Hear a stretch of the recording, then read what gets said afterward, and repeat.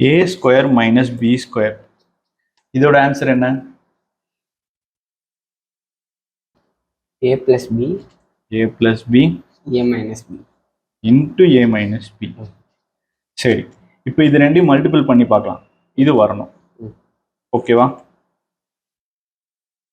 Same முன்ன மாதிரியே தான். a into a square a square plus into minus minus a into b ab ab. Next இது ரெண்டும் plus into plus plus b into a ba ba plus into minus minus b into b b square b square.